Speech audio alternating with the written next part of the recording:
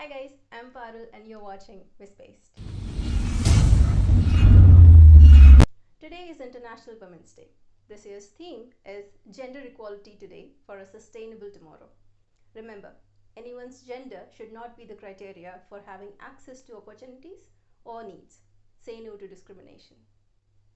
The goal of the IAU Women and Girls in Astronomy podcast series was to bring you closer to the scientific community.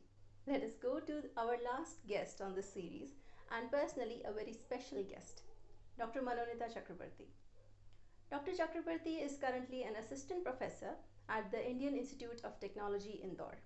She is interested in studying neutron stars, black holes, and whatnot. Throughout her career, she has been a recipient of multiple awards and has published a lot of papers. The list is simply inexhaustible. Let's hop on and try to get to know her. Hello, Dr. Chakraborty. Thank you so much for joining us. How are you doing? Hello, Parul. It's a great pleasure. How are you feeling? I'm doing great. Thanks. How are you? So, I'm good too. Thank you so much for asking. So, I'm going to start by asking you about your research. So, can you tell us what you are currently working on? So, I work on very exotic two classes of stars, black hole and neutron stars. So, as we know, black hole and neutron stars are formed when normal stars, which have masses greater than about 8 times the masses of Sun, ends their life cycle and dies.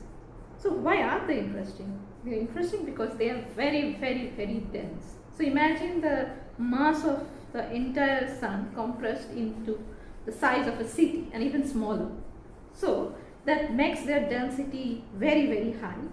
And that means the physics around them are very exotic. So what we do in our group is we study the properties of these objects, the black holes and neutron stars, and try to answer some fundamental questions of physics. For example, the gravity around these objects reaches limits that is unachievable anywhere on Earth or even in the universe.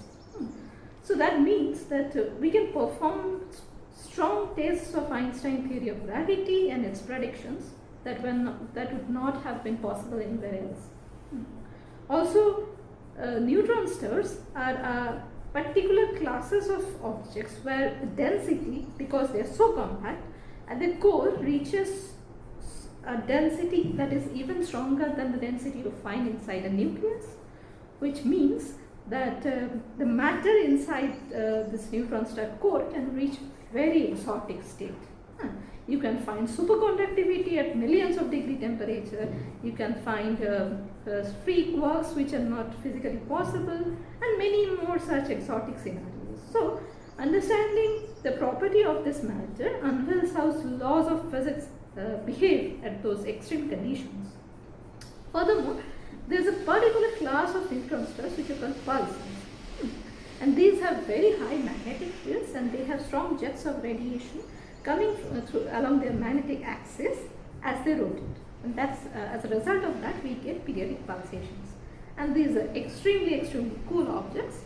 And we also study these pulsars to understand what's the physics that is happening in the magnetosphere of the pulsars which have this extreme magnetic fields. By extreme magnetic fields, I mean about 10 to the power 12 Gauss, meaning about 10 to the power 12, 13 times the magnetic field you see on the surface of Earth.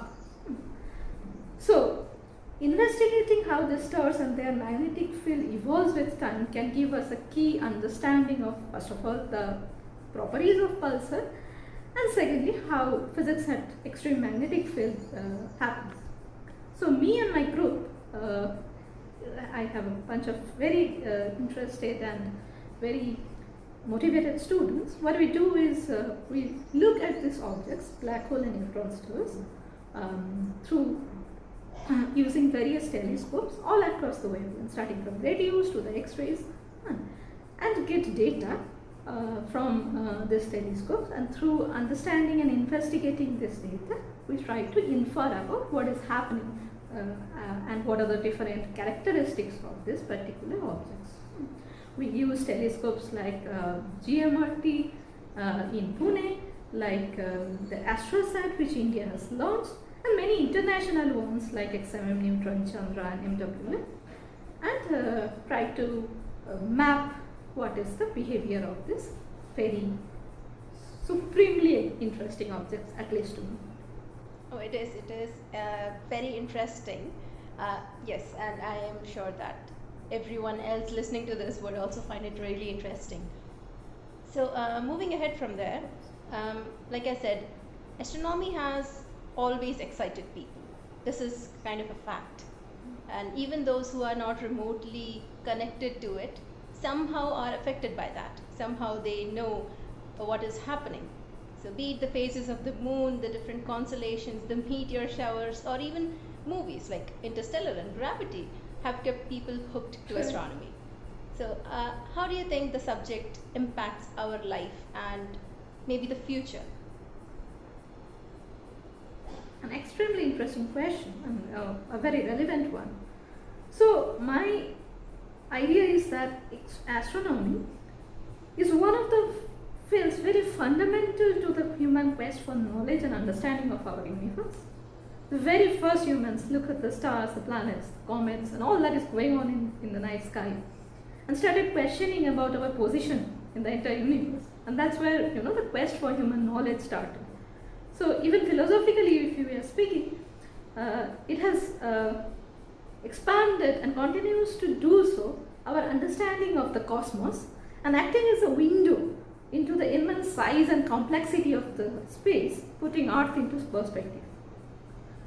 Even a lot of concepts that we use, starting from position, starting from time frames, often began with astronomy. So that's how it has contributed immensely to the human understanding about not just space, about various fundamental concepts like position, like time, like passage of the year, the month, and various other things. And even our festivals are often guided by astronomy, which often mistakenly called astrology, but they have very strong roots to astronomy.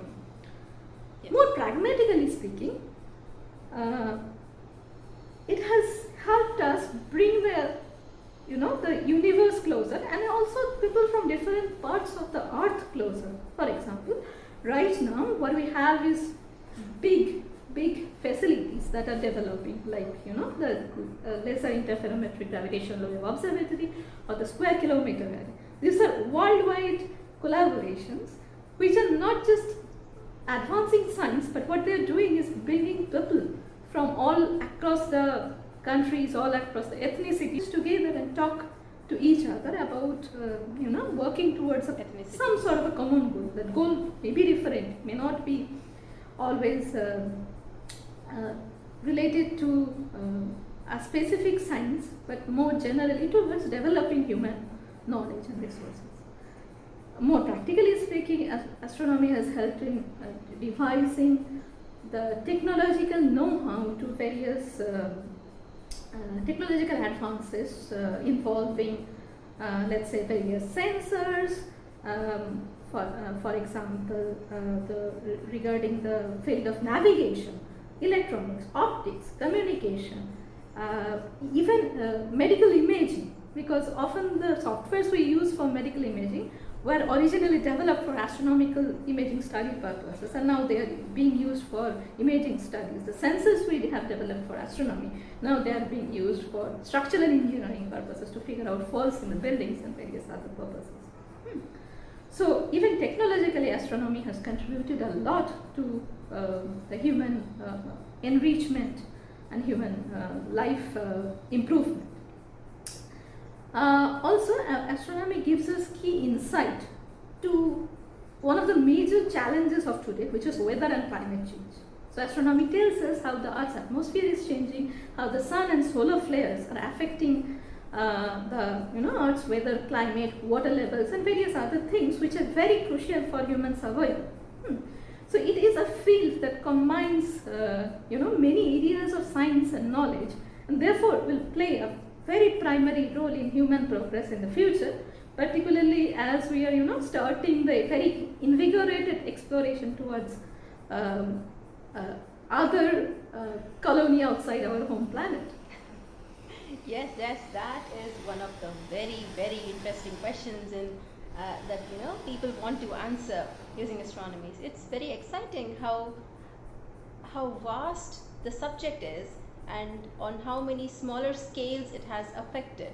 So, like you said, medical imaging and everything. Wow, this is so exciting. And I'm sure a lot of people who are watching this right now want to know how to reach where you are in their career so that they can also do the similar exciting research and be part of such a huge community that is making so much impact. So and also hopefully we will be reaching out to a lot of women folks. So as a woman, what was your journey like in the field of astronomy? A very, very important question. So, as I said, I was always very keen in doing astronomy, and I was very driven towards pursuing a career in that. And I found it at the same time very enriching, very exciting, very frustrating, and very challenging, often all at the same time. So it has been anything but boring. But there are lots of challenges to it. Often there are various days of plowing through the data without the immediate gain. So what I'm trying to say is that you have to have patience, perseverance, and you have to look at the broader goal to reach, which is again very exciting, to reach to whatever you want to do. And as particularly as you said, as we know, the representation of women in this field is very, very low. Often I have to work in a field which is primarily dominated by people of not from my gender, which was a challenge, but also it's something I'm striving to change, that was another kind of motivation for me. And particularly as I look at students like you, I see there is a lot of stronger representation among, let's say, the graduate students of our department, our institute, and even at postgraduate level. So I hope that, and I motivate myself in this way, that if I work towards, being in this field as a person who is coming from a not so much representative gender, this will show the path to some more people from my gender to take part in this field, because we do need representation, we do need inclusiveness, and then only we can bring new ideas in this more enriching ideas in this field. Yes, indeed. That is very encouraging to a lot of people, I am expecting. And this is true. The world is slowly going towards a point where we are accepting everyone. We are much more accepting than the previous generations. We are much more evolving emotionally and everything. So this is hopefully going to a better journey. Now, so there is a bottleneck effect when it comes to the number of women in their early stages of their career, like masters or even a PhD, whereas in the later stages of their career, like faculties and full-time researchers like you.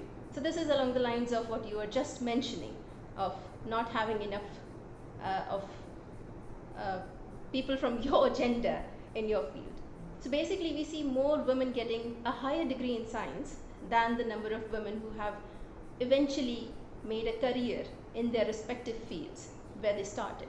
So what would you advise the young girls and the researchers who wish to have a proper career like you in astronomy? Yes, it's a challenging problem, and a problem that doesn't have a very quick or single answer.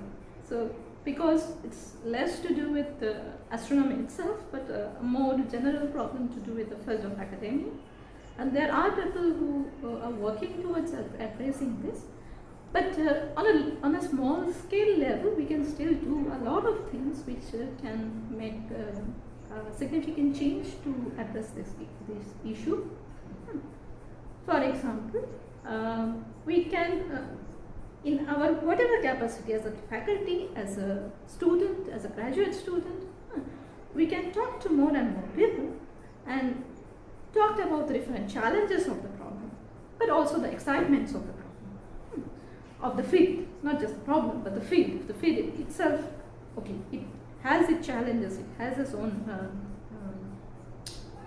let's say, hindrances, on hurdles, but it also comes with a lot of exciting opportunities to look at a much more scale bigger than us, which is kind of the whole point of human quest.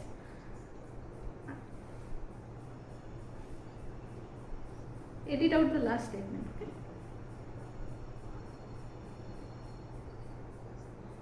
Okay.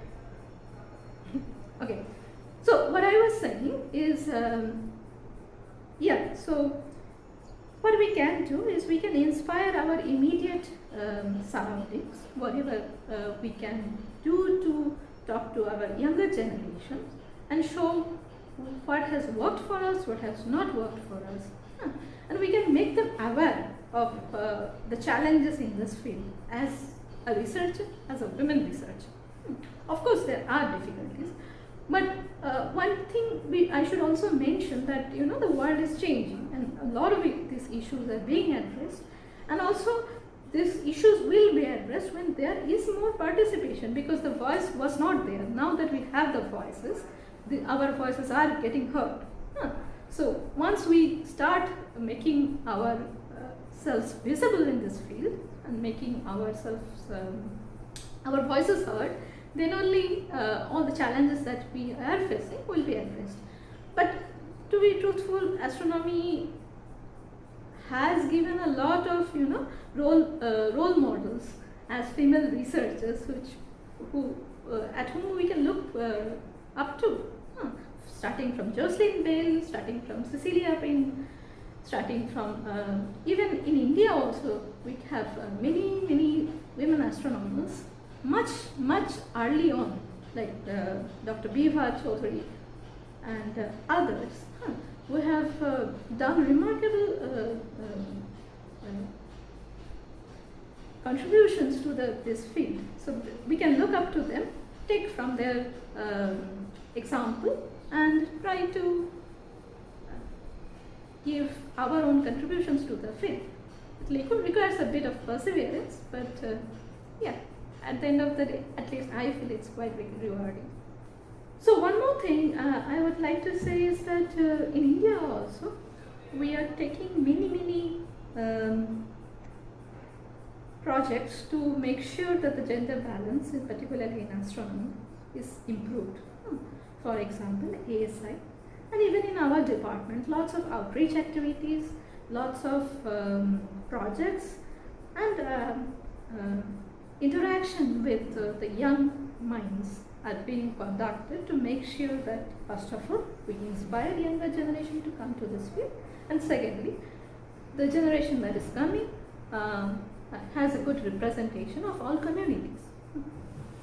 So those kind of opportunities are being made, and which has made some excellent improvements to what we see now compared to 10 years back. ASI, IAU, the International Astronomical Union, is also doing many projects targeting to improve the gender balance, which is an amazing thing, I would say.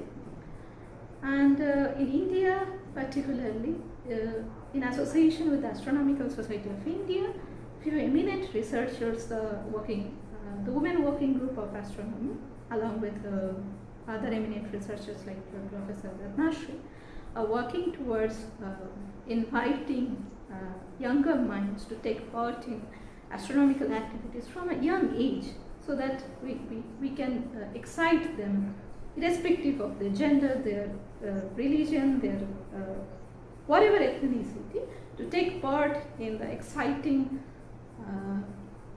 area of astronomy and get amazed by the beauty of the cosmos.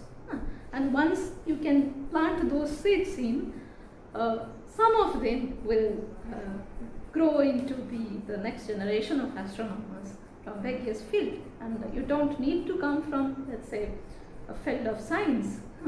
Nowadays, the definition of astronomer has changed. You can be a person coming from a technical background, you can be a person coming from a mathematics background, a computer science background, and contribute to the exciting knowledge of finding our place in the universe. So the field of astronomy is very inviting to people even from various different backgrounds, and they can come in, contribute, and just make the whole human race go forward in their quest of knowledge. So that was a wonderful session that we had with you, Dr. Manoneeta, and thank you so much for taking out the time to have a chat. Thank you, Pal. This was the last interview in this series. I will link the other videos here. Make sure you watch them and let me know in the comments what sciencey videos you would like to watch next. Thumbs if you like it, subs if you love it. Until next time.